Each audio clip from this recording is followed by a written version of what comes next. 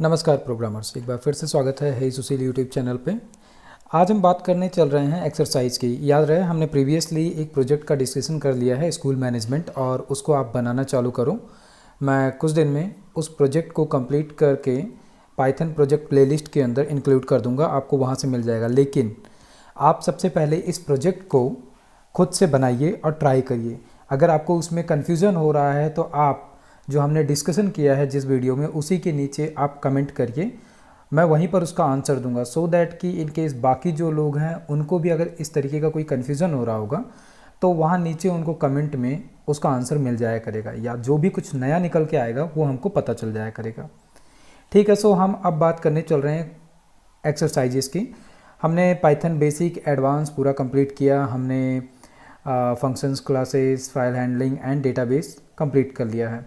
हम बेसिक से लेके एडवांस तक जितने भी एक्सरसाइजेस पॉसिबली हो सकती हैं मैं कराने की कोशिश करूँगा। इन केस अगर कुछ एक आपको नया याद आता है तो आप मुझे कमेंट करके बता सकते हैं कि आप जो है इस तरीके के भी कुछ एक्सरसाइज या कुछ एक ये एग्जांपल है, इन पे भी आप कुछ एक वीडियो बना दीजिए, सो दैट कि मैं ट्राई करूँगा उस पर भी बनाने का। अभी जैसे कि यहाँ पर मैंने पॉइंट आउट कर दिए हैं, टोटल 9 अलग अलग एक्सरसाइज हम यहाँ पर करने वाले हैं। हम 1 बाय 1 करेंगे। यहाँ पे मैंने लिस्ट लिख दिया है, इनमें से हम 1 बाय 1 करेंगे।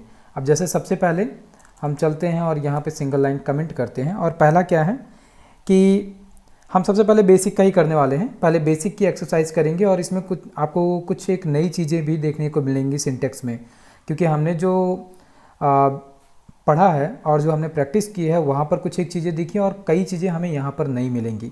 कुछ एक नए तरीके मिलेंगे हमें इम्प्लीमेंटेशन के। इसीलिए मैंने आपको जो प्रोजेक्ट डिस्कशन था वो इसके पहले इसीलिए कराया है, ताकि अब आपको अलग अलग नए तरीके मिल जाएंगे। नए तरीके से कहा जाए तो जुगाड़, या अलग अलग तरीके से कोड लिखने का तरीका मिलेगा, तो वो आपको कहीं ना कहीं प्रोजेक्ट में मदद करेगा। इस चीज़ को ज़रूर ध्यान रखना। तो सबसे पहला हमने क्या लिखा है, जैसा लिखा है वैसा ही आउटपुट में शो कराना है, हिंट str। तो आपको पता चल चुका होगा कि जैसे हम कुछ भी जो कुछ लिखे हुए हैं वैसा का वैसा ही हमें अगर आउटपुट में शो कराना है। इसका मतलब क्या हुआ, सपोज दैट अगर हम यहाँ से इतनी लाइन कॉपी करते हैं और यहाँ पर हम मल्टी लाइन स्ट्रिंग बना सकते हैं, इसके लिए कि जैसा भी हमने लिखा है वैसा ही आउटपुट हमें चाहिए है। तो यहाँ पर हम माई मैसेज करके एक हमने बनाया मल्टी लाइन स्ट्रिंग।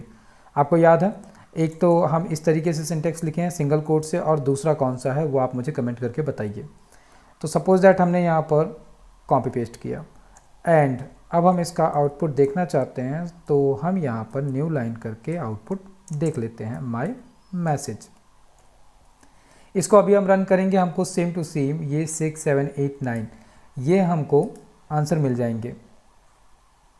मिल गया आंसर। अब बात रही कि इसको हम जैसा लिखें वैसा। तो स्ट्रिंग के अंदर जब हम मल्टी लाइन स्ट्रिंग के अंदर हैं तो यहाँ पर हम चाहे जितने चाहें उतने स्पेस दे सकते हैं। क्यों, इसका इंटेंशन से कोई लेना देना नहीं है।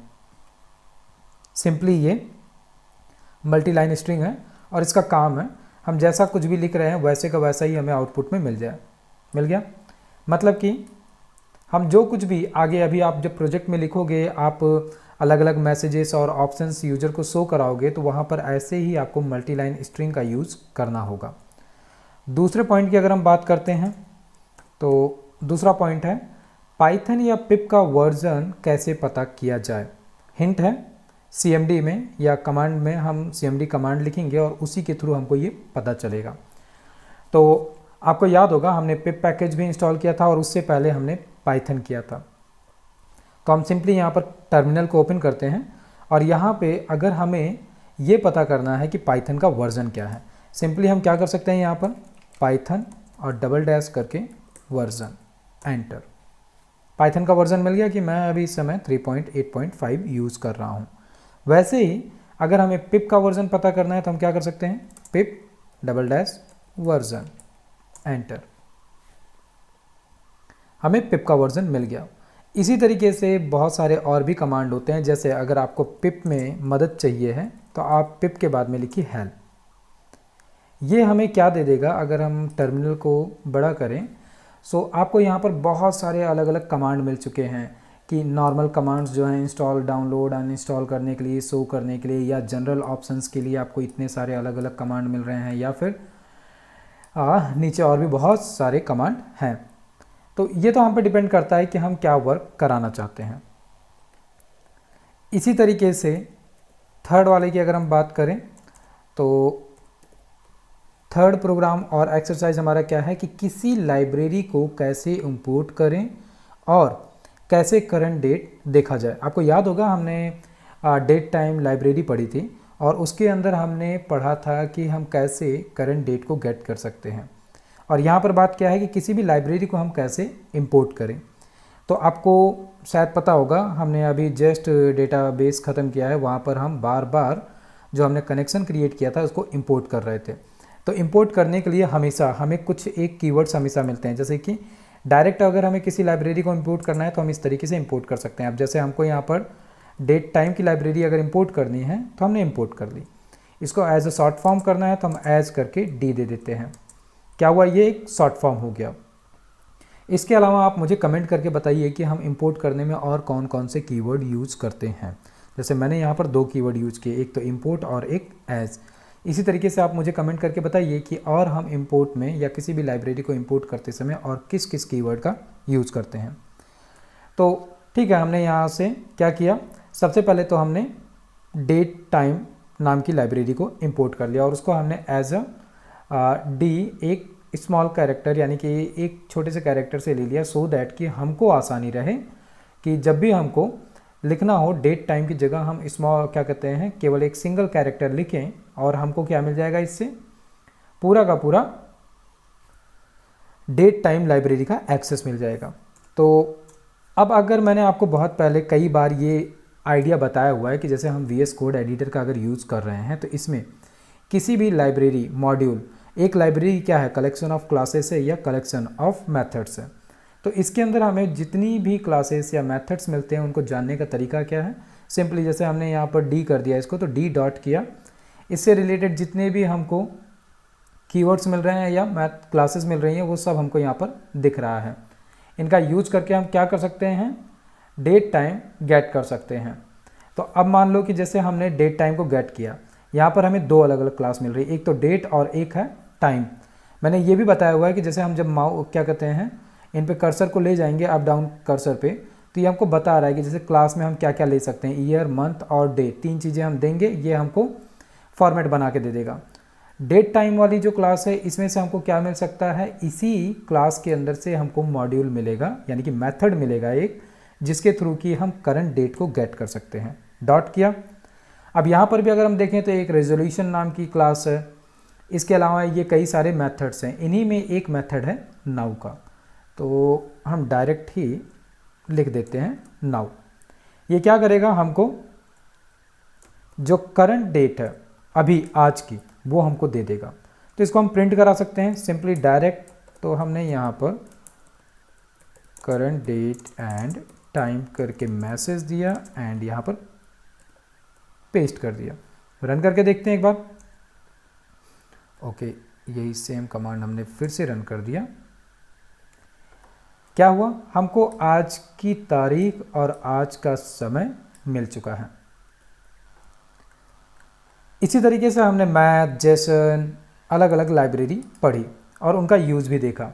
तो वैसे ही हम करंट डेट या करंट डेट के बिहाफ पे अब आप इसमें और भी बहुत सारे चेंजेस कर सकते हो। जैसे बात की जाए तो इसमें से ईयर को केवल निकालना है या फिर डेट या दिन को, या आज की तारीख में दिन क्या है, वो सारी चीज़ें हम इसमें से निकाल सकते हैं। किसकी मदद से, डेट टाइम लाइब्रेरी की मदद से। ऐसे ही हमारा चौथा एक्सरसाइज क्या है, चौथा एक्सरसाइज हमारा है कि अपना first and last name print करना है, बट पहले लास्ट देन फर्स्ट नेम कैसे। थोड़ा सा शॉर्ट कर दिया मैंने क्वेश्चन को, समझाता हूँ कि हम इनपुट में नाम ले रहे हैं फर्स्ट नेम लास्ट नेम, लेकिन हम प्रिंट कराते समय पहले लास्ट नेम और बाद में फर्स्ट नेम प्रिंट कराना चाहते हैं। यस ऑफ कोर्स, ये काफ़ी लोगों के लिए आसान हो सकता है, कुछ लोगों के लिए टिपिकल हो सकता है। अब सपोज दैट हमने यहाँ पर फर्स्ट नेम लिया, फर्स्ट नेम या हम यहाँ पे फर्स्ट ही ले लेते हैं। हमने फर्स्ट लिया है एंड देन लास्ट लिया सुशील। हम चाहते हैं कि हम पहले लास्ट को प्रिंट कराएं और फर्स्ट को बाद में। तो हम यहाँ पर क्या कर सकते हैं, वेरिएबल को ही तो रिप्लेस करना है। सबसे पहले हम यहाँ पे लास्ट ले लेते हैं एंड देन फर्स्ट ले लेते हैं एंड देन इसको प्रिंट कराते हैं। आ गया नेम सुशील है। अब यहाँ पर एक छोटा सा माइनर सा चेंज है। मुझे आप बताओ कि अगर मैं यहाँ पर प्लस का निशान बनाता हूँ तो ये तो कॉन्केटिनेशन है, लेकिन आंसर क्या आएगा? क्या जैसा दिख रहा है ऐसा ही सेम टू सेम आएगा या नहीं आएगा? आप मुझे कमेंट करके बता सकते हैं। बाकी हम इस कोड को रन करते हैं। देख रहे हैं कॉन्केटिनेट करने से हुआ क्या, साइड बाय साइड जो भी स्ट्रिंग थी वो एक दूसरे से ऐड ऑन हो गया। और कॉमा जब हमने दे रखा था तो सारी की सारी वैल्यूएं सेपरेट थी। तो ये एक चीज़ का आप ध्यान रखना प्रोग्रामिंग करते समय कि कॉन्केटिनेशन की एक लिमिटेशन है कि अगर साइड बाय साइड हमको स्ट्रिंग्स मिल रहे हैं तो वो उनको आपस में जॉइंट कर देता है, same as it is addition. Sign भी ये एडिशन का ही है, बट स्ट्रिंग के केस में हम इसको कॉन्केटिनेशन कहते हैं। और यहाँ की लिमिटेशन क्या है कि अगर हमने यहाँ पर कॉन्केटिनेशन दिया और सारी वैल्यूएँ स्ट्रिंग ही थी तो हमको जितनी भी वैल्यूएँ हैं वो सारी की सारी साइड बाय साइड जॉइंट होकर मिल जाएंगी, जो कि एक प्रॉब्लम भी है। इसके अलावा हमारा नेक्स्ट प्रोग्राम क्या है, इसको भी हम देखते हैं। और यहाँ पे हम देते हैं नेक्स्ट कमेंट। मल्टीपल नंबर को कॉमा सेपरेटेड लेना है एंड लिस्ट और टपल में शो कराना है, हिंट str स्प्लिट। तो इसको करके देखा जा सकता है। एक तो हमको मल्टीपल नंबर्स लेने हैं, मतलब कि एक नॉर्मल वेरिएबल बनाते हैं, मल्टीपल नंबर। अच्छा, आपको याद होगा मैंने नंबर जो है इसको वेरिएबल नेम को डिफाइन करने का तरीका बताया था। ये तो क्या है, ये मैं तरीका यूज़ करता हूँ कि सेकंड जो वर्ड है उसका पहला कैरेक्टर कैपिटल कर दूँ। इसके अलावा एक तरीका है हम अंडरस्कोर भी दे सकते हैं। अब मुझे वो वाला आसान लगता है इसलिए मैं इस तरीके से लिखता हूँ। तो मान लो कि हम यूजर से लेते हैं इनपुट। हमने यहाँ पर लिखा और यहाँ पे हमने लिखा इनपुट और इनपुट में लिखा एंटर, न्यू लाइन देते हैं and then enter multiple numbers with comma separated. बहुत बढ़िया। अब इसको अगर हमने लिया है तो हम पहले इसको प्रिंट करके देख ही लेते हैं कि इसमें हमको क्या मिलने वाला है। तो हम एक बार यहाँ पर न्यू लाइन देते हैं एंड वेरिएबल का नाम। इतने से क्या होने वाला है, इतने से तो हमको नंबर मिल गया, लेकिन आपको याद होगा इनपुट मेथड जो है ये बाय डिफ़ॉल्ट हमको क्या देता है, स्ट्रिंग देता है। और स्ट्रिंग को हम बहुत इजीली तोड़ सकते हैं। तोड़ने के लिए हमें करना क्या होगा, स्प्लिट मेथड का भी हम यूज कर सकते हैं। स्प्लिट मेथड क्या करेगा, जो भी कुछ हम लिखेंगे उसमें हमको ये बताना होगा कि कहाँ से इसको स्प्लिट करना है, और ये क्या करेगा, उसको स्प्लिट करता चला जाएगा। तो हम ऐसा कुछ काम कर सकते हैं यहाँ पर अगर हम करना चाहें तो सिंपली हमें क्या करना होगा, सिंपली हमें जस्ट अभी जैसे हम पहले यूज करते थे उसी तरीके से हमारा जो वैल्यू है वो मल्टीपल नंबर के अंदर स्टोर पड़ा हुआ है। अब अगर हम मल्टीपल नंबर डॉट करें तो हमें स्ट्रिंग के जितने भी मेथड्स होते हैं वो मिल गए। इसमें से हम किसको कॉल कर लेते हैं, स्प्लिट को। स्प्लिट है मतलब कि इसको दो चीज़ें तो चाहिए हैं कि कहाँ से तोड़ना है और क्या तोड़ना है। तो हम यहाँ पर अभी क्या बताते हैं, कहाँ से तोड़ना है। तो सपोज दैट मान लो जहाँ पर भी कॉमा मिल रहा है वहाँ से तोड़ दो। अब आप मुझे कमेंट करके ये बताओ कि जब ये इसको तोड़ रहा है तो तोड़ने के बाद में हमें वैल्यू रिटर्न करके किस चीज़ में देने वाला है। ठीक, बाकी हम यहाँ पर माई लिस्ट करके मैंने एक वेरिएबल बनाया और इसके अंदर स्टोर कर लिया। अभी इसको रन करके एक बार में देखेंगे तो हमको सब कुछ मिल जाएगा। और यहीं पर हम इसको भी प्रिंट कर लेते हैं सो दैट कि इसका भी आंसर हमको यहीं पर पता चल जाए। सबसे पहले हम क्या करते हैं, इसका टाइप चेक करते हैं। तो टाइप के लिए हमने टाइप मेथड लिया, वेरिएबल एंड देन यहाँ पर वैल्यू कॉमा और ये आ गई वैल्यू। क्योंकि हमारा क्वेश्चन क्या है कि मल्टीपल नंबर्स को हम कॉमा सेपरेटेड देंगे और उसको फिर लिस्ट और टपल के अंदर हमें शो कराना है। तो ठीक है, अभी अगर हम इस केस में इसको रन करते हैं तो हमसे ये इनपुट मांगेगा। ठीक है, हम इनपुट देते हैं, दे दिए, एंटर। बाय डिफ़ॉल्ट हमें किस में मिला, ये लिस्ट में मिल चुका है। अब अगर हमको ये माई लिस्ट में मिल चुका है, दैट मीन्स कि अगर हमको इसको टपल में करना है तो हमें ये क्या करना है, कन्वर्ट करना है। हम डायरेक्ट भी कन्वर्ट कर सकते हैं या एक वेरिएबल के अंदर स्टोर करके भी कर सकते हैं, जैसे लाइन नंबर 41 में हमने किया है। यहाँ पर हम डायरेक्ट टपल में कन्वर्ट ही कर देते हैं, कन्वर्ट इन टपल। टपल में कन्वर्ट करने के लिए करना क्या है, हमें टपल का हमें एक मेथड मिलता है, इसके अंदर जो कुछ भी हमें कन्वर्ट करना है वो वेरिएबल, माई लिस्ट को हमें कन्वर्ट करना है जो कि एक लिस्ट है, उसको टपल में कन्वर्ट कर देते हैं और एक बार फिर से रन करते हैं एंड कुछ एक वैल्यू हम फिर से देके एंटर, मिल गया। आसान है। स्प्लिट का आपको कहीं ना कहीं काम पड़ सकता है, जो हमने अभी प्रोजेक्ट डिस्कस किया है कॉलेज स्कूल मैनेजमेंट वाला, उसके अंदर, तो ये चीज़ भी आप थोड़ा सा ध्यान रखना। इसके बाद में नेक्स्ट क्वेश्चन हमारा क्या है कि इसको भी हम ले चलते हैं यहाँ पर एंड। अच्छा, एक चीज़ और ध्यान रखो, मैं बार बार यहाँ पर सिस्टमेटिक वे में देखो कोड कर रहा हूँ कि जितने भी हम यहाँ पर प्रोग्राम कर रहे हैं उनको हम कमेंट कर रहे हैं, पहले वाले का कमेंट किया है, ठीक है। इसी तरीके से आप भी कोड करते समय इनको सेपरेट करके किया करो।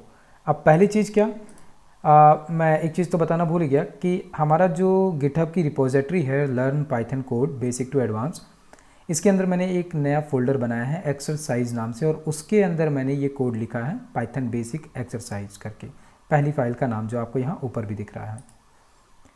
इसी के अंदर अब हमें क्या करना है, किसी भी स्ट्रिंग को कैसे तोड़ें और उसमें से स्पेसिफिक कंटेंट कैसे गेट करें। तोड़ने वाला काम तो हमने देख लिया अभी स्प्लिट से, लेकिन इसके अलावा एक काम रह जाता है कि हम तोड़ने के साथ में भी कुछ एक स्पेसिफिक डिटेल गेट करना चाहते हैं। अब अगर स्पेसिफिक डिटेल की बात की जाए तो हम तोड़ने के साथ में वैल्यूज़ जो है वो लिस्ट के फॉर्म में पाते हैं, तो लिस्ट के फॉर्म में पा गए तो अब हम उस पे से स्पेसिफिक क्या कहते हैं, किसी भी इंडेक्स पोजीशन की वैल्यू को गेट कर सकते हैं। खैर, एक बार हम इसको करके देखते हैं। फ्रेंड्स करके हमने एक लिस्ट बनाई, या हम स्ट्रिंग बनाते हैं। फ्रेंड्स करके हमने एक स्ट्रिंग बनाई और इसके अंदर हम क्या करते हैं, मल्टीपल दोस्तों के नाम लिख देते हैं। सपोज दैट पहले हमने लिखा hey Sushil comma and you comma and then Ram Shyam, ठीक है। हमको अगर स्प्लिट करना है तो हम कॉमा की मदद से ये स्प्लिट ज़रूर कर सकते हैं और ये हमको लिस्ट के फॉर्म में मिल जाएगा और फिर हम उसको कन्वर्ट कर सकते हैं। बिल्कुल, ये काम तो आसान है। लेकिन सपोज दैट मान लो कि हमें कोई एक फ़ाइल का नाम मिल गया, जैसे heysushil.py। हमें ये पता करना है कि यूज़र ने जो हमको फ़ाइल का नाम दिया उसका एक्सटेंशन क्या है। तो हम क्या कर सकते हैं, अब यहाँ पर हम इसको थोड़ा और इंटरेस्टिंग बनाते हैं, इनपुट में लेते हैं ताकि यूज़र जो है बार बार कुछ और इनपुट दे। तो सपोज दैट न्यू लाइन में हमने दिया एंटर योर फाइल नेम, क्योंकि प्रोजेक्ट में आपको बहुत सारे फोल्डर्स भी क्रिएट करने हैं और फाइल भी क्रिएट करनी है, तो कभी कभार ये वाली सिचुएशन आ भी सकती है कि आपको एक्सटेंशन जानना पड़े कि फ़ाइल का एक्सटेंशन क्या है। तो अब ये स्ट्रिंग में हमको वैल्यू मिलेगी, स्ट्रिंग में वैल्यू मिली तो हम क्या कर सकते हैं, हमको पता है कि हम तोड़ सकते हैं स्प्लिट की मदद से, जहाँ पर भी डॉट मिले तो हम डॉट की मदद से तोड़ देते हैं। फाइल एक्सटेंशन इक्वल टू, हमने यहाँ पर फ्रेंड्स वेरिएबल लिया और स्प्लिट मेथड को कॉल किया और इसमें हमने कहा जहाँ पर भी डॉट मिले वहाँ से तोड़ दो। अब तोड़ने के बाद में आपको बहुत अच्छे से पता है कि हमें फाइल एक्सटेंशन जो है उसके अंदर लिस्ट के फॉर्म में वैल्यू मिलने वाली, तो पहले हम उसको भी चेक कर लेते हैं, स्टेप बाय स्टेप करते हैं। और यहाँ पर हम करते हैं यहाँ पर नहीं, यहाँ पर हम थोड़ा सा कमेंट लिखते हैं, first split the file name, और इसके बाद में हमने यहाँ पर सबसे पहले तो जो कुछ भी फाइल एक्सटेंशन वेरिएबल के अंदर आया उसको चेक किया। चेक करने के बाद में अगर आपको याद हो, लिस्ट में हमको अगर लास्ट वाले पोजीशन की वैल्यू जाननी है, मतलब कि पहला और लास्ट वाले इंडेक्स पोजीशन को जानना है, क्योंकि लिस्ट के अंदर सब कुछ तो इंडेक्स के पोजीशन में मिल रहा है, तो हम सिंपली -1 से जान सकते हैं। अब डॉट हम लगा रहे हैं फाइल के अंदर एक बार, और डॉट के बाद में जो कुछ भी मिल रहा है वो जाहिर सी बात है क्या होगा, एक्सटेंशन होगा। तो हम ले सकते हैं एक्सटेंशन को कुछ एक -1 की मदद से, फाइल, या हम यहाँ पर दे सकते हैं अब फाइल का नाम और फाइल का एक्सटेंशन, ठीक है।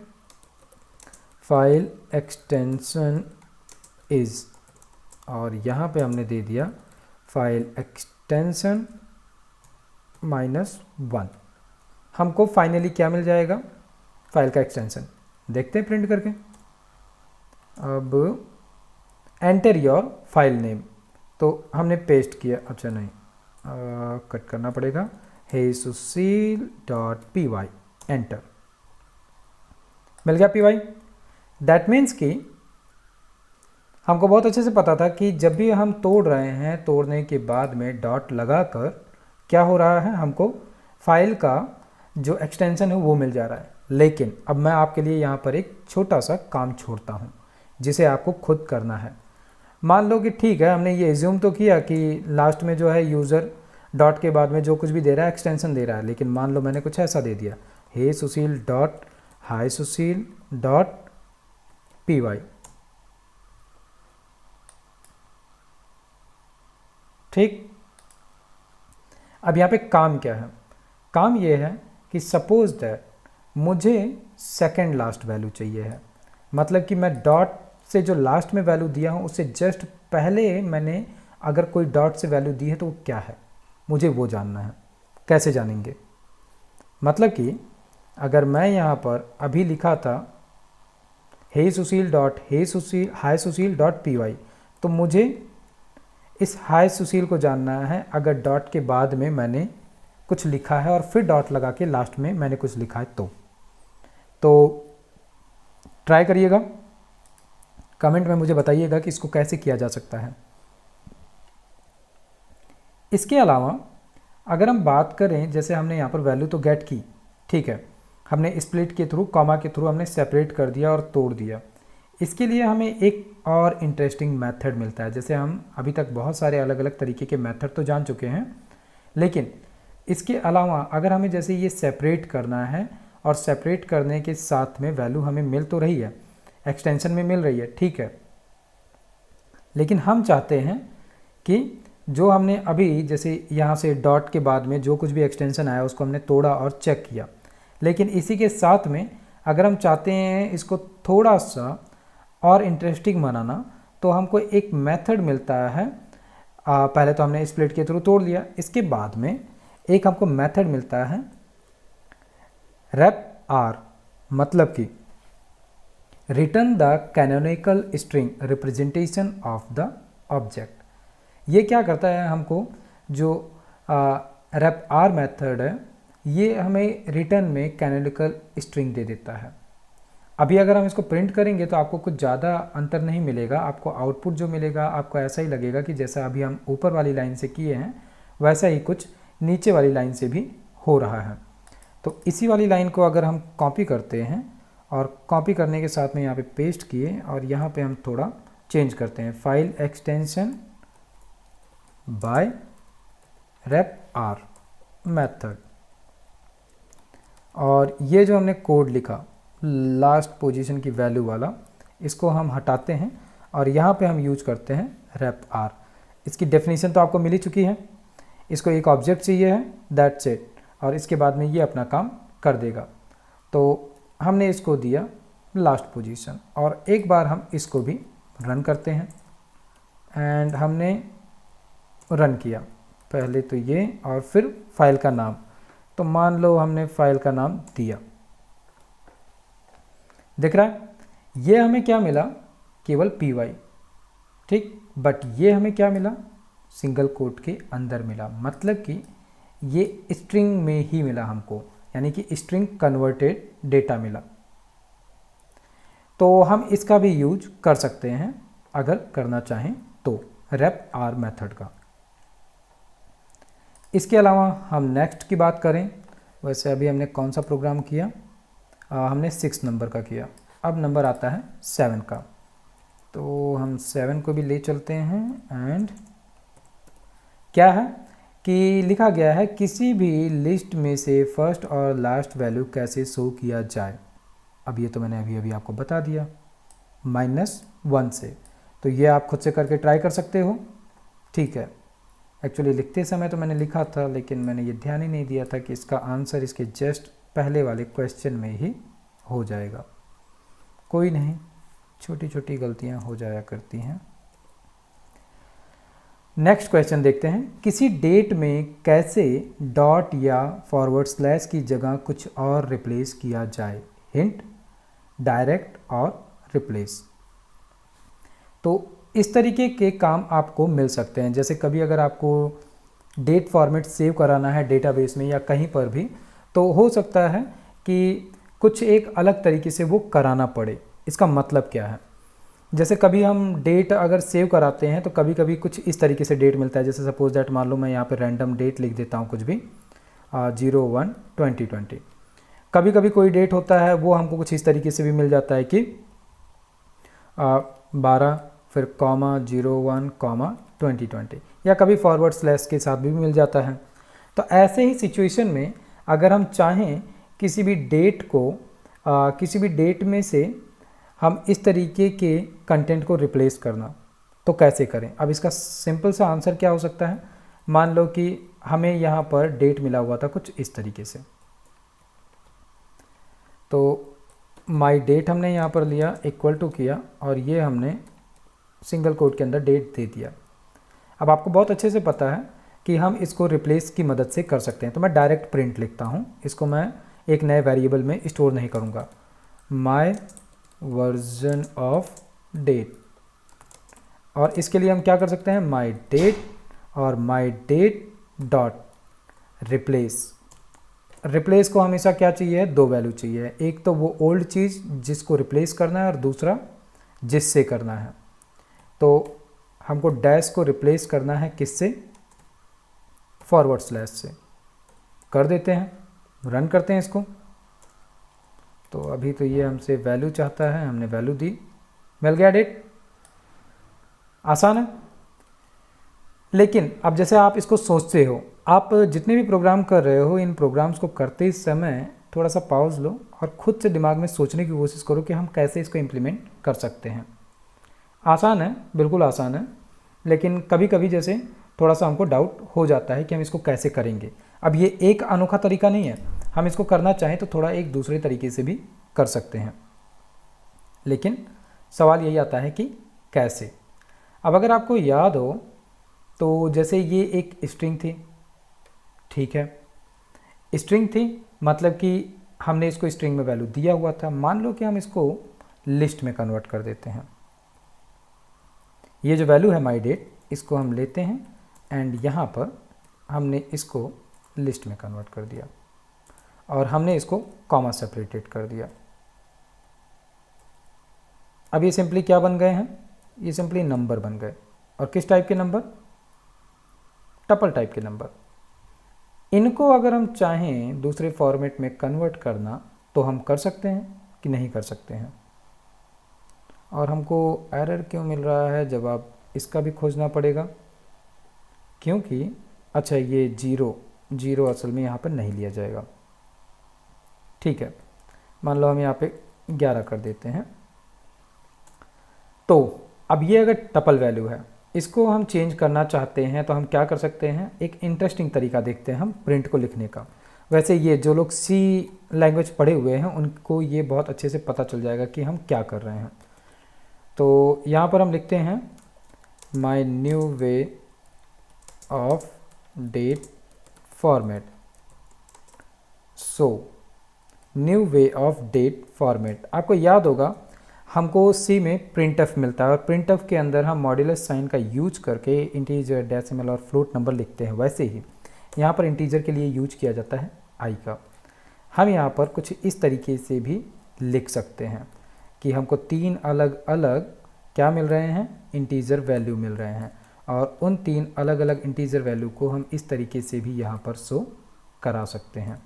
और इनके लिए हमें यहाँ पर मॉड्यूलस साइन देना होगा, और मॉड्यूलस साइन देने के बाद में जो हमारा माई डेट वाला वेरिएबल है वो ये क्या करेगा, ऑटोमेटिकली माई डेट टपल में से एक एक वैल्यू इन तीनों को दे देगा। अच्छा, देता है कि नहीं ये भी हम रन करके देखते हैं। तो इसको कुछ दे दिया, इसको कुछ दिया, bingo, my new way of date format मिल गया। मतलब कि ये एक नया तरीका है। अब यहाँ पे हम चाहें तो हम इसकी जगह पे f लिख सकते हैं। f किस लिए यूज हो रहा है, फ्लोट के लिए। ये क्या करेगा, हमें डेसिमल में वैल्यू दे देगा, दिख रहा है। मतलब कि ये केवल एक चीज़ से मत देखो फॉर्मेट को, इस तरीके से आप स्ट्रिंग की वैल्यूज़ को भी शो करा सकते हो। जैसे हम डॉट फॉर्मेट का यूज़ करके करते हैं, वैसे ही आप इस तरीके से भी बिल्कुल कर सकते हो। तो ये भी एक नया तरीका है। हम प्रिंट के अंदर इस तरीके से भी किसी भी वेरिएबल की वैल्यू को इंसर्ट करा सकते हैं किसी भी स्ट्रिंग के अंदर। इसके अलावा ये 8th हो गया, और हमारा जो लास्ट वाला है क्वेश्चन वो भी देख लेते हैं। क्या है कि किसी भी पाइथन के बिल्ट इन फंक्शन के बारे में इसको हम ले चलते हैं और यहाँ पर लिखते हैं पाइथन बिल्ट इन फंक्शन की डिस्क्रिप्शन कैसे जानें। अब कोई भी हमें अगर बिल्ट इन मेथड मिलता है पाइथन का, उसका अगर हमें डिस्क्रिप्शन जानना हो कि इसका डिस्क्रिप्शन क्या हो सकता है, जैसे सबसे आसान तरीका क्या है, मान लो कि हम यहाँ पे यही वाला वैल्यू ले लेते हैं, इसी को कॉपी पेस्ट कर लेते हैं यहाँ पर, ठीक है। अब अगर हमें टपल के बारे में कुछ जानना है, अच्छा इसको लिखने की वैसे ज़रूरत नहीं थी क्योंकि हम किसी की भी डिस्क्रिप्शन जानना चाहते हैं किसी भी मेथड का, तो आसान तरीका तो यही है कि VS कोड एडिटर जो है हमें हिंट में दे ही देता है सब कुछ कि यहाँ से हम पढ़ लिए कि ये क्या है। और जैसे ही हमने स्मॉल ब्रैकेट लगाया, इससे रिलेटेड जो बाकी चीज़ें हैं, स्पेलिंग मिस्टेक कर दी हमने, जैसे ही हमने स्मॉल ब्रैकेट किया, इसने ये भी बता दिया कि इसके अंदर कितने नंबर ऑफ़ आर्ग्यूमेंट्स जाने हैं और क्या क्या आर्ग्यूमेंट हो सकते हैं, ये किस किस टाइप के डेटा एक्सेप्ट किए जा सकते हैं इस आर्ग्यूमेंट में, ये हो गया।